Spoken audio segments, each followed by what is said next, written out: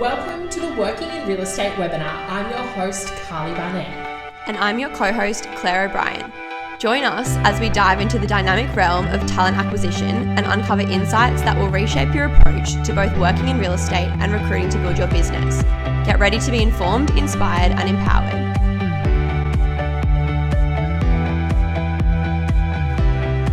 Recruit and Consult acknowledges the traditional owners of land and waters that this webinar is recorded on. Welcome to episode 7 of the Working in Real Estate webinar. Today, Claire and I are going to talk about starting your real estate career for those that are looking to enter into the real estate industry or may have a couple of months experience and wanting to know where to progress. This could also be a beneficial listen to someone that hires junior staff in their business that are coming in with no prior real estate experience and wanting to know sort of what that could look like with onboarding them and where they could go. We had a blog article that we sent live about 3 years ago, and it's still to this day our most read blog article, and it talked about the steps of getting into real estate. So we thought, what better topic than to make this a conversation between Claire and I about giving all of our tips and insights and ideas to help people build their real estate careers. So I guess first and foremost, certificate of registration. So Carlie, the certificate of registration, do you want to tell us what it is, why it's important, and do I need to obtain this when I am getting into the industry? Yes, you do. Now, there are certain roles that you can do in real estate where you won't need this, but you will be limited with what you can do in real estate.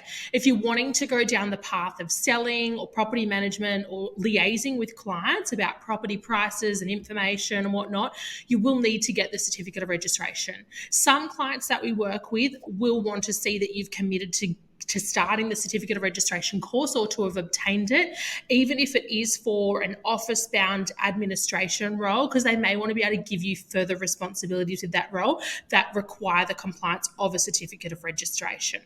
Now, to get that certificate, you will need to undertake study. So that can be via correspondence at your own pace, or you can do it in classrooms. And that can really take as long as you are prepared to commit to it. If it takes 2 weeks, if it takes a couple of months, it's however quickly you work through that certificate of registration coursework. I guess next, resumes. Yeah, resumes. So obviously, once you've got the certificate of registration or you're enrolled into the course, the next thing that I'd be looking at getting in order would be resumes. I know you've seen so many of these, Claire, over the years, especially from those entry-level candidates. I guess what are some of the things that they should be thinking about putting into their resume to get it ready to look at roles in real estate? So I guess resumes are always an interesting one, especially if you are just finishing school or you don't have a lot of work experience behind you, but you want to try and fill these out as best as you can with what you have done. So I guess starting with putting a little snapshot at the top of your resume, especially if you are fresh to the industry, that kind of just gives a little bit of a snapshot about you, what you're looking for, and that you do have, a genuine interest and motivation to get into the real estate space. And then listing anything that you have done work-wise in chronological order from most recent, and then working your way down just in terms of your job titles and the companies that you have worked for, and wanting to really dot point the main tasks and responsibilities you have held in that role to give, future employers or recruiters a little bit of an understanding on what you have done and a little bit more detail about, those transferable skills that you might have in those roles that you could be exploring moving forward. Another really important thing is to include your education or any certifications that you may be obtaining or that you already have, especially, if you have already started to work towards that certificate of registration course. You want to make sure that, those future employers can see that, you might have not finished it completely, but it's on there, and that will definitely help your best foot forward as well. And then any other relevant achievements that you might have that you think could really sell yourself. Do you, I guess when it comes to CVs, how many pages, because that's a question that we get asked a lot, like how many would you say is sufficient for someone putting their CV together?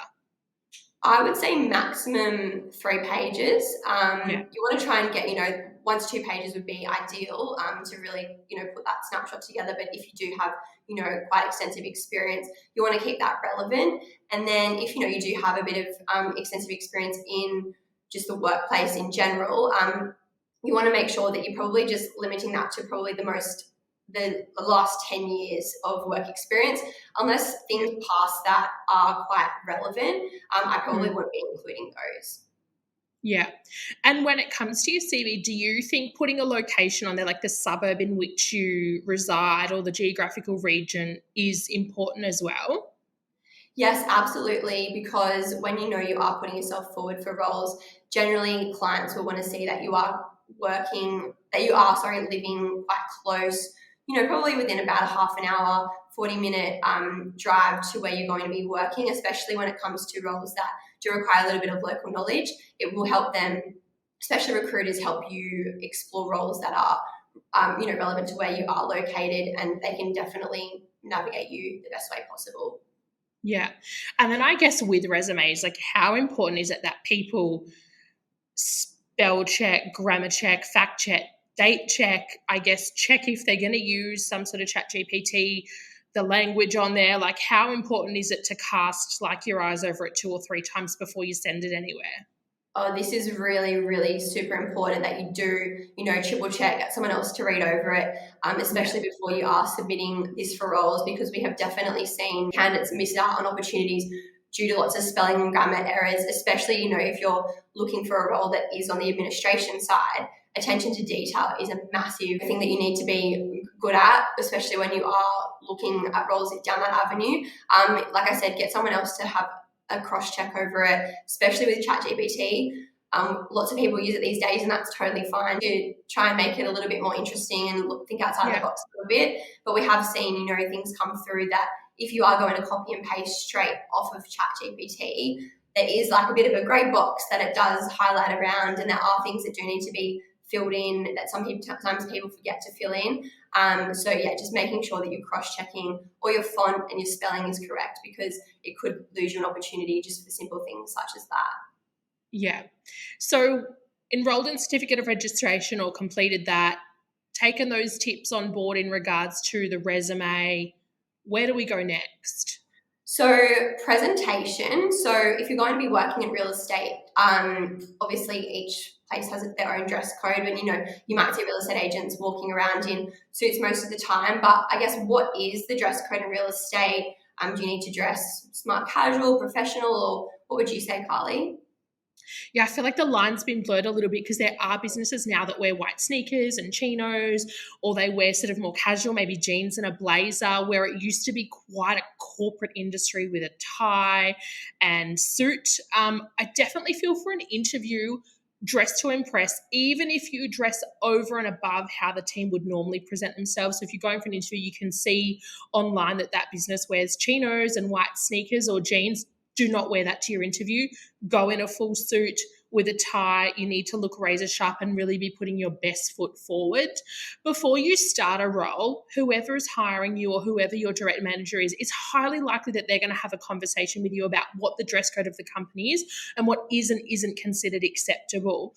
Now, if that is that you have to wear a tie every day or that you can wear jeans, they'll let you know. If not, there's probably going to be an employee handbook that you'll get issued to you so you can review that.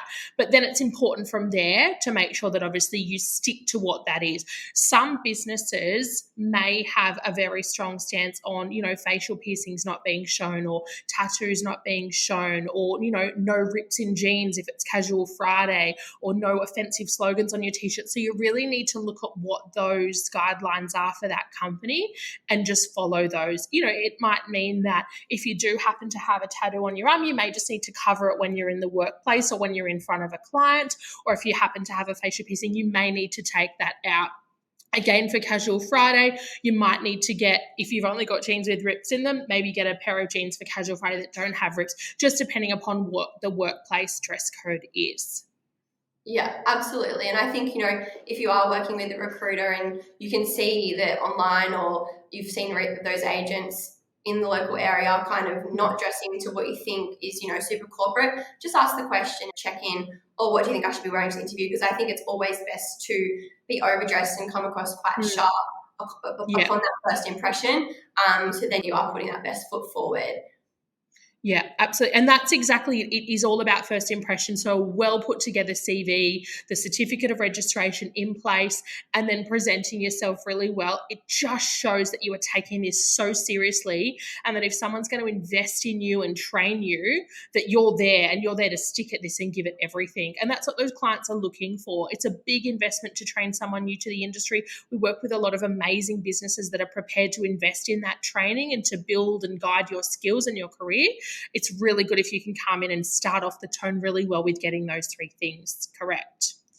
I guess then looking at, like, once you're going into the industry or you're looking to apply for roles, what are those sort of, I think there's sort of 3 or 4 general roles that we see most candidates start off in real estate. What would they be, Claire?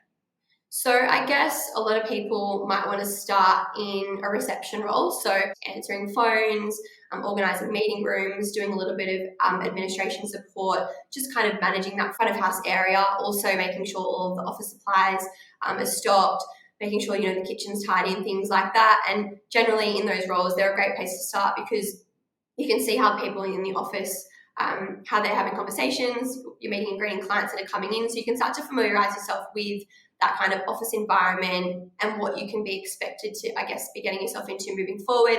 And, you know, you're listening to conversations and things, seeing things like that.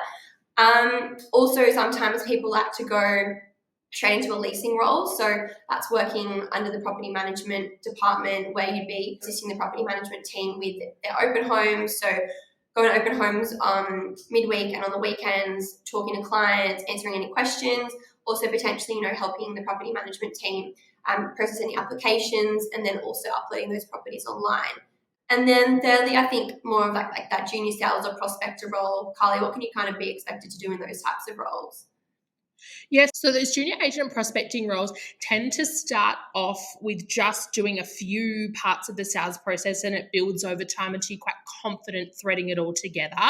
You will find initially the role could go one of 2 ways. So one way could be that you're putting all the signboards out on a Saturday and midweek for all the opens. You could be setting up and packing down for open houses, putting open home packs together, collecting up the keys, and doing any of the sort of running around to support the sales agent so that everything's sort of set up and ready for them to go in and shine, especially if they've got back-to-back opens.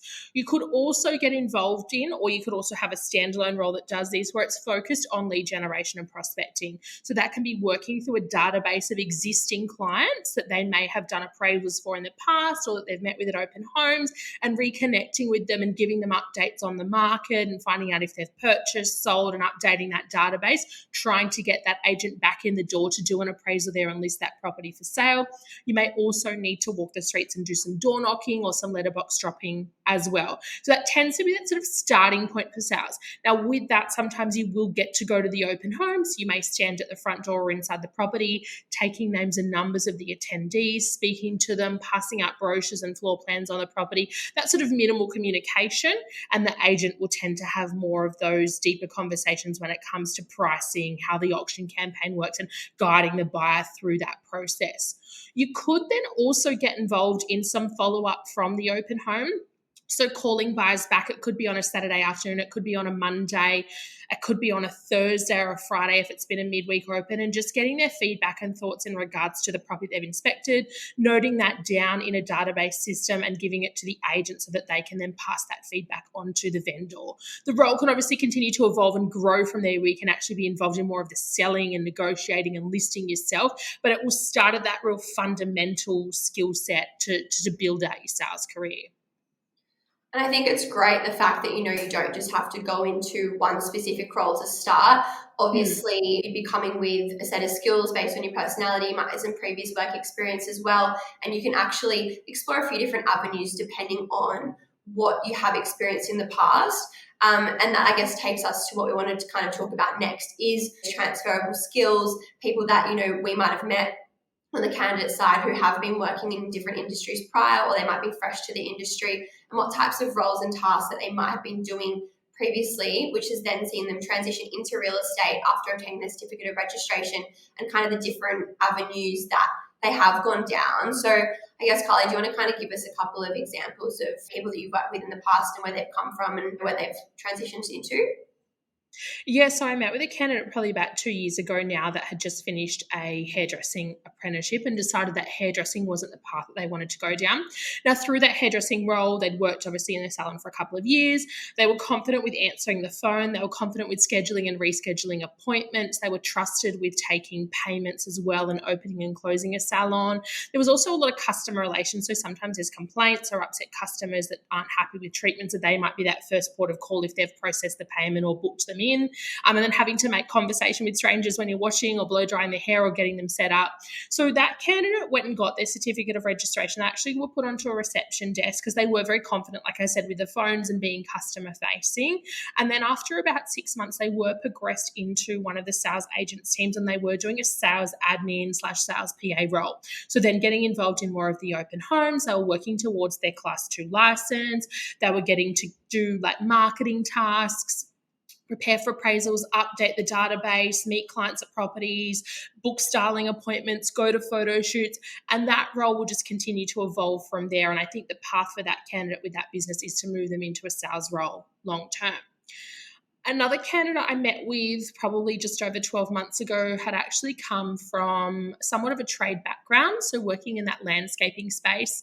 Now, this candidate had progressed and taken on a bit of responsibility. So they were running multiple job sites at once, and they were responsible for multiple teams across different job sites. They had to order all of the materials. They had to schedule who was on job sites when. Obviously, they had all the health and safety aspects of that. They had a lot of responsibility on there. It wasn't just sort of turning up and getting into the landscaping tasks, it was running the site. They had a real passion for investment properties and wanted to go into property management, so they'd obtained their certificate of registration. I think they were also going to a few different investment seminars as well and learning about how investing in property worked. And we got them into a leasing role. They then progressed up in about 6 months to a manager portfolio under an experienced PM, and they've been further building out their career there. So that's someone coming from, working outdoors every day, not necessarily in an office environment, somewhat customer facing, but more around like time management, deadlines, scheduling, there's budgets you're working towards, and seeing that through to now property management, and they're absolutely thriving. And then I guess for myself, there's a couple of candidates who I've met with recently. So one who I just met a couple of months ago who has just started in an entry-level leasing role. They were coming from a background, they actually had their own events management company on the corporate side of things. So running events end to end, obtaining a venue to run the event out of, doing all of the communication in the lead up for the attendees, sending out invitations, following up, confirming numbers, organising all the catering for the events, guest speakers, getting in touch with people that might be a little bit hard to get in contact with. So following that communication chain to be able to secure those speakers. Then obviously putting together run sheets, making sure that on the day that they were there, that the events are running smoothly end to end, and then following up after the event to obtain feedback, and making sure that everything ran smoothly and that everyone was happy. They also had a little bit of sales experience after that in a different industry, and they used that to get themselves into an entry-level leasing role when they completed their certificate of registration. And even though they did have quite a diverse skill set and experience with their previous work experience and work history, they were happy going in at an entry-level role. They understood that they need to start from the ground because, the property industry is completely different to what they were doing beforehand, and they're really thriving, loving their role. They've only been in the role for a couple of months now, and the team's really happy, loading them up with tasks, getting them out to open homes on their own because they are comfortable having those conversations. And their goal is to move down that property management path, and it's looking like that team is really happy to facilitate that progression. And then another candidate as well who I met probably about 12 months ago. So they had a background in like banking, compliance, lots of legislation, and security, risk analysis type of roles. So they went into their first real estate role as an assistant property manager. So similar again, supporting the property management team with leasing, processing applications, following up maintenance and things like that. And this candidate actually progressed quite quickly after about a 3 or 4 month period in the role because of their background in compliance, risk analysis, really that attention to detail. They were actually given the responsibility to look after all of the back end with preparation for all tribunal hearings for a rental portfolio of 900 properties. So only after 3 or 4 months in real estate, because of their background, they were entrusted to do quite a large task. So it just goes to show that even if you do have experience in other industries where that attention to detail and it's similar types of tasks, you can transfer those skills over and you can actually start to progress. If you do have the patience and you put in the work and you follow the process, you can definitely be given more responsibility and then start to progress down that path, whichever way you wish to go. Now, I guess talking about that progression and being patient, Carlie, do you want to kind of run us through salary, award, wages in real estate? Yeah, absolutely. So I guess starting in real estate, you will be coming in on the award wage. If you've got experience in another industry where you're earning, above that, you're not going to come in at a like-for-like salary. The award is something that's set by Fair Work and it's accessible online to see what that is for your age, your level of experience, where your certification sits as well, and the type of role that you're doing. It will vary from state to state, so it's important that you look up the award that matches your state. Now, when we look at awards and when we look at what's advertised for these entry-level roles, you'll see a figure generally somewhere between potentially like 40,000 to 65,000. It's highly likely that that's all packaged up. So salary, superannuation, whatever the superannuation rate is for that period in time, because obviously it does increase each financial year. And it could also include the car and phone allowances as well. So it's really important when you're having an interview with a recruiter or with a business owner or team leader for a recruitment agency that you understand from them the exact breakdown of the salary, because you may be required to use your own personal car or your own personal phone. You'll be given an allowance to do that, or you could be provided with a company phone or a company car to be able to do your role. Where you start with these awards, obviously for some people it could be a bit of a pay hit from what they've been earning. It definitely isn't where you end. There is an opportunity to progress and grow on that, and the award does increase each year as your experience increases. And we do find most candidates after sort of 12 to 18 months, they tend to surpass what the award is anyway, and they're earning above that. And then with some of these entry-level roles, there is also the opportunity to earn incentives and bonuses around properties that you lease, successful leads that you generate. You might happen to get a lead for a new management for the property management team to look after, something for the sales team. It could be a lead for the mortgage broker in the office, and there could be an incentive there that could top up your salary as well. The big salaries and the big six-figure incomes, they're there in real estate, but it does take time to get there, and it's going to be a good few years before you get to that.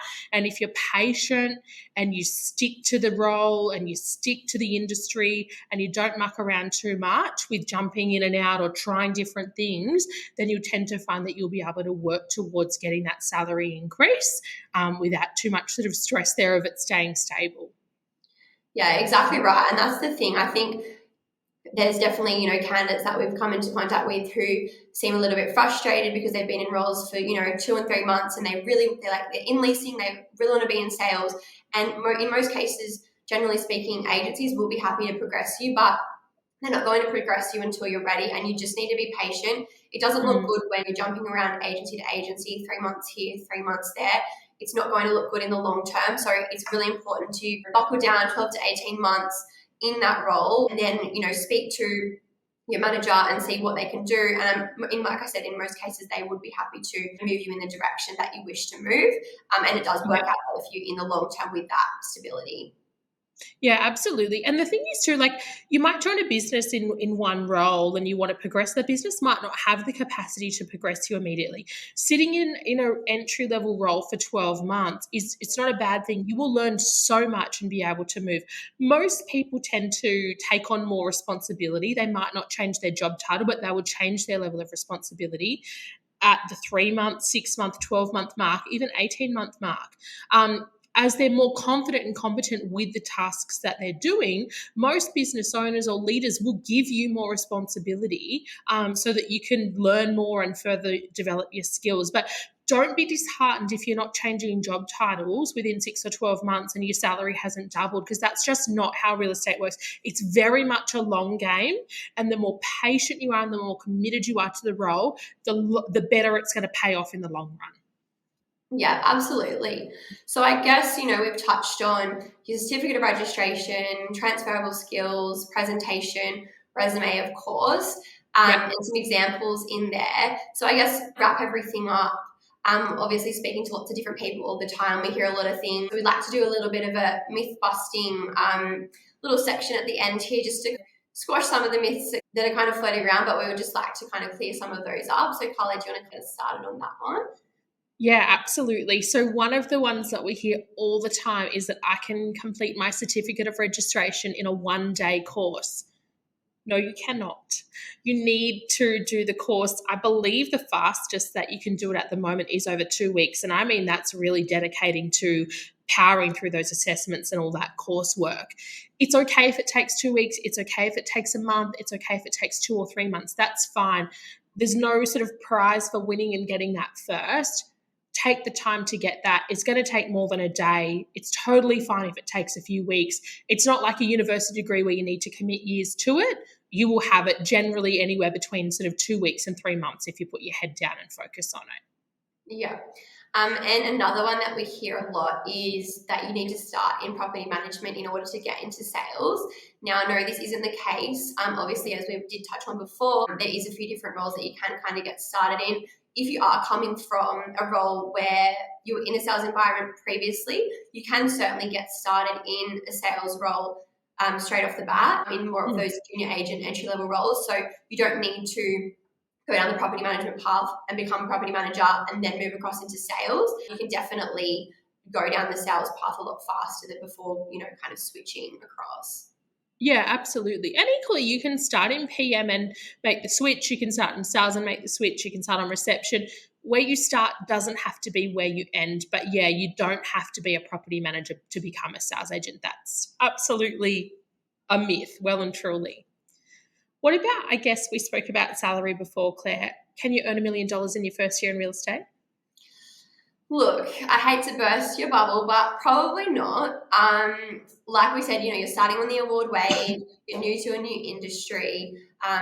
You do have to start from the bottom and learn the property market. So probably in your first year, probably not going to be cracking that $1 million in your first 12 months, but you can certainly get there if you are patient, like we said. Stick to the progression plan that your agency has given you, and you can definitely work towards that. You can definitely surpass that $1 million, but probably not in the first year if we want to be completely realistic. Yeah, absolutely. Could be a good few years before you're hitting the $1 million. Yeah. I guess another thing that we do here, still on the topic of sales, is, I want to work in sales, but I only want to work Monday to Friday. I also want to work from home, or maybe I want to work part-time. Can this work? Look, we've absolutely put people into sales styles of roles in real estate in a part-time capacity that have been newer to the industry. It's rare, but there's been a business need where they've only had a part-time opportunity available, and we have put candidates in that. So it's not impossible, but it's not common. If you're an experienced sales agent and you want to pull back and not be doing long days and working every day and just working the relationships that you've got, absolutely you could make this a lifestyle role, but that's going to take time to do. Sales with work from home, look, you may get a work from home day to power down and do your calls, but you probably find that you're going to be in the office most days so that you're near the keys. You can go out to properties if need be. If clients need to come in, you've got everything there in the office that you need to be able to do that sales role. So we don't really see a huge amount of work from home roles, especially in those sort of entry level or associate agent roles going into sales. Standalone, commission only, independent contractor, you can tend to work wherever and whenever you want to. But that's a while off from starting your real estate career. Monday to Friday for sales. Look, on residential, it's not an option. Saturday is the biggest and most exciting day in real estate on the residential side. Open houses, auctions, deals are going through. It's game day. So you want to be around for that. And you're probably going to be working all day, if not most of the day, unless you might have sold some stuff prior. But be prepared to be in early on a Saturday and finish late. You might still be putting deals together after 5 o'clock as well, once you progress to that. If you really want to be in property sales and you really want to work Monday to Friday, maybe moving across to commercial or industrial or retail could be an option for you. I know there are some agents in that space that are doing inspections on weekends or running auctions on weekends, but it is more commonly a Monday to Friday role. But do know that you're not going to be starting with no experience in a standalone commercial sales agent role working Monday to Friday. You're probably going to be starting at a more entry point into the industry. Yeah, it could be Monday to Friday, but it might not be selling straight away. In regards to, I guess, that myth around I've been a manager, I've been a leader, I've been a business owner, and I want to come in at that level in real estate, but I'm brand new to real estate. Is that possible? Look, to be completely transparent, if you're, leaving an industry and, like you said, you are a manager or a team leader, at the end of the day, you are entering a new industry when you're coming into real estate. So you're not really going to be able to jump from being in that like-for-like role straight to the industry at that same salary range as well. We've obviously gone through award wages and what you can be expecting to be earning, because at the end of the day, it is a new industry. You need to learn the property market. There's a whole bunch of new legislation that you also need to get your head around that you will go through when you're doing your certificate of registration course. But it's a lot of stuff that you need to learn, and just to kind of take the time to process all of that and be able to use that in your role. So unfortunately you can't go from being, a department head in another industry straight across to a department head role in real estate. It's just not how it works. Yeah. I think those leadership skills could transfer later on down the line, but it's highly unlikely that you'll go from one management role to another in real estate. Look, we've seen it from time to time, but yeah, it's pretty rare that would be the case. I guess our final myth that I'd like to bust is being in sales and not liking cold calling or being on the phones. It's not really an option to not be on the phones in real estate. All of that role is you're speaking to people day in, day out. And initially when you start, it's going to be a lot of rejection. It's going to be a lot of speaking to strangers. It's going to be a little bit of unsure what to say and how to handle some of the curveballs that clients throw at you or if they hang up on you. But it will get easier in time. The relationships and the calls will get warmer. You'll get better outcomes from them. But be prepared if you're starting out in a sales role. You could be sitting on the phone from the minute you walk in the office at 8:30 to when you walk out at 5 or 5:30. And that could be 5 days a week. It could be 2 of the days a week. But it's highly likely initially that you will sit on the phones and make a lot of phone calls. So you've got to get very comfortable with chatting to strangers and being hung up on or being rejected. It doesn't happen too often, but it does happen. And you just got to keep pushing through and going to the next, because the next call could be the one for the $1 million listing. Yeah, exactly right. So I guess today, just to kind of recap on everything, if you are, looking to get into the real estate industry, I think we've kind of encapsulated everything that you should be aware of. Obviously, we've gone through in a little bit more of a condensed version, but in the bio, we will leave a link to a couple of resources. As Carlie mentioned at the beginning of this conversation, we do have a blog article that does go through the steps of getting started with your real estate career, so you have that in front of you. And we also have, Carlie actually did a podcast with Lee Woodward, who is a trainer in the real estate space. They explore in depth a bit more about the different types of roles in real estate, and that has been something that has been quite well received from lots of the candidates that we have worked with. It's quite engaging, so kind of gives you a little bit more information about the roles in a bit further detail as well. Yeah, absolutely. There's lots of resources there that we'll share. Real estate's a fantastic industry. We love recruiting for it. We love helping people start their real estate careers, and we love learning where their journey's taken them. So if you want to get in real estate, get in touch. Claire and I would absolutely love to help you. Thanks for tuning in to this episode of the Working in Real Estate webinar. Feel free to share your thoughts, questions, and suggestions with us. We would love to hear from you.